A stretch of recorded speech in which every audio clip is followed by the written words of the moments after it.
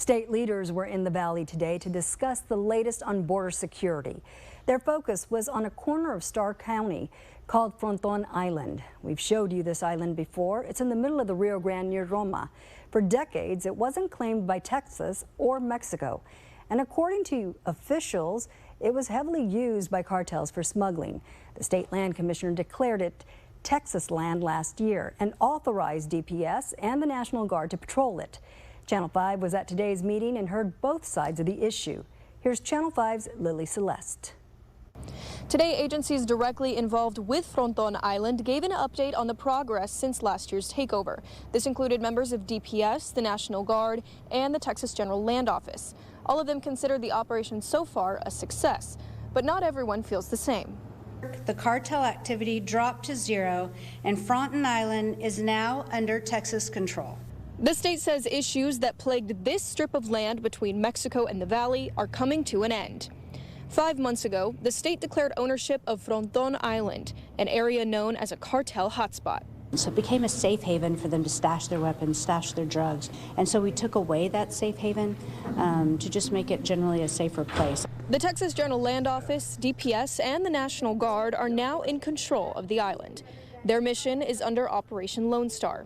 DPS and National Guard teams cleared out trees and brush and said they found explosives, weapons, and drugs. Before the takeover, DPS referred to the island as the, quote, most dangerous spot on the Texas-Mexico border, end quote. They say two rival cartels used to fight over the land and had shootouts almost daily, sometimes between cartels and law enforcement. When the criminals enter 170 acres that's heavily brushed, we're waiting for an ambush. They're in a position of advantage against law enforcement. Now, those issues, according to the state, are nearly gone.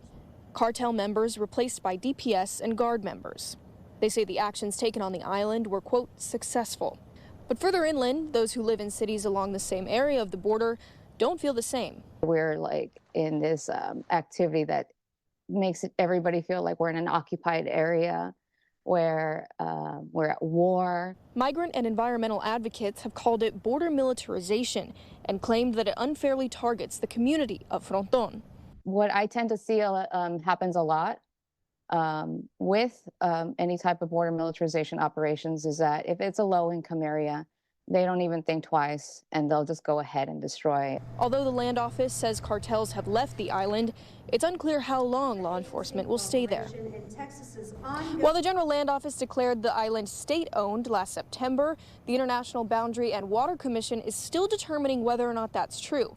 IBWC declined an interview, but they told us they're researching historical land records to determine who can stake a claim to the land. In McAllen, Lily Celeste, Channel 5 News at 6.